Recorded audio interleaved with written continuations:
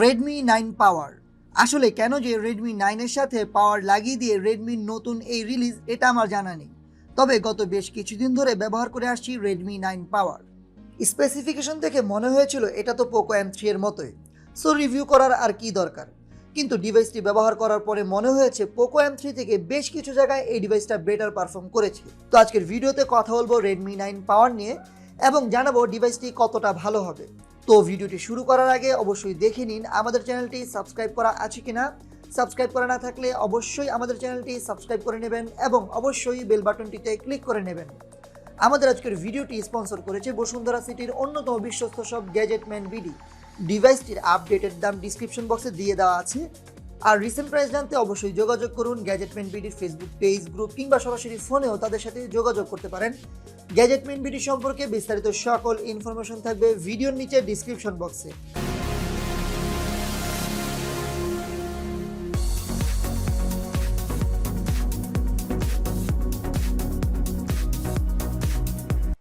Hello বন্ধুরা, সবাইকে স্বাগতম তরল প্রযুক্তির ইউটিউব চ্যানেলে। প্রথমেই আনবক্সিং করে নেওয়া যাক।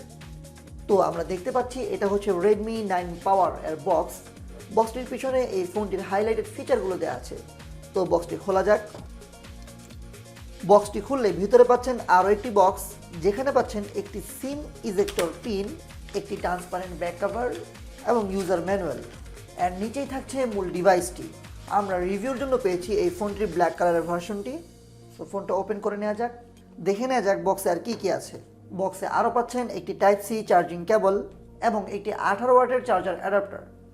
তো এই তো গেলো বক্স কন্টেন্ট। কথা বলবো এই ফোনটির বাকি বিষয়গুলো নিয়ে। সো কথা বলা যাক ডিভাইসটির ডিসপ্লে, ডিজাইন এবং ডিউরেবিলিটি নিয়ে। Redmi 9 পাওয়ারে ডিসপ্লে হিসেবে পাচ্ছেন 6.53 ইঞ্চির ফুল এইচডি প্লাস রেজুলেশনের একটি ডিসপ্লে। এ দামে ফুল এইচডি প্লাসের ডিসপ্লে একটা চমকই বলবো। ডিসপ্লেতে শার্পনেস অনেক ভালো, চারপাশে চিন ও বেজেল মোটামুটি আছে, তবে ডিসপ্লেতে ব্রাইটনেসটা একটু কম। এই কারণে সানলাইটে ডিসপ্লে দেখতে একটু ঝামেলা হয়েছে। Touch response average, viewing angle মোটামুটি। ডিসপ্লেটির প্রোটেকশন হিসেবে পাচ্ছেন কর্নিং গরিলা গ্লাস 3। ওভারঅল ডিসপ্লেটা বাজেটে সেরা। ডিজাইনের কথা বললে এই ফোনের ডিজাইনটা ভালো। বাজেট সিরিজের সাইডে ফিজিক্যাল ফিঙ্গারপ্রিন্ট সেন্সর, যেটা ভালোই লেগেছে। ব্যাকপার্টটা প্লাস্টিক এবং পিছনে বড় করে রেডমি লেখা, তবে এই লেখাটা আমার কাছে খারাপ লাগেনি। আর ক্যামেরা মডিউলটা সিম্পলের মাঝে জোস। Redmi 9 পাওয়ারের অন্যতম একটা পজিটিভ দিক হচ্ছে এ বাজেটে স্টেরিও স্পিকার, যেখানে সাউন্ড কোয়ালিটি জোস।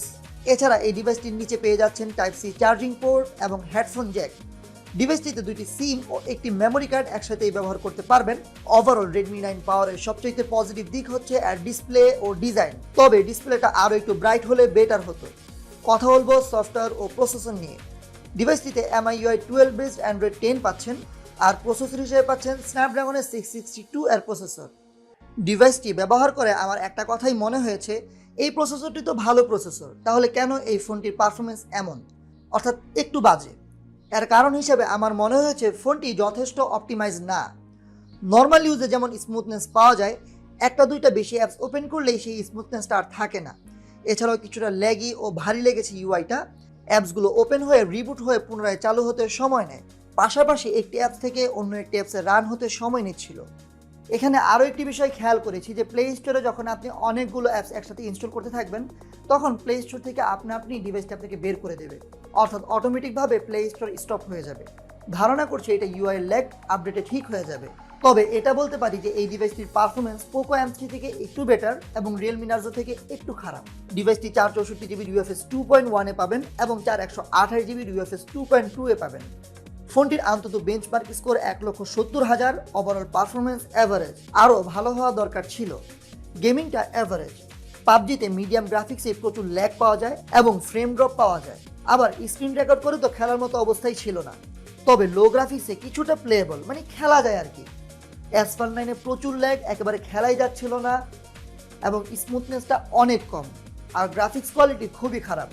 কল অফ ডিউটি Redmi 9 পাওয়ারে খেলা যায়, কারণ কল অফ ডিউটি খুবই অপটিমাইজড একটি গেম এবং যে কোনো ডিভাইসে কল অফ ডিউটি ভালো খেলা যায়।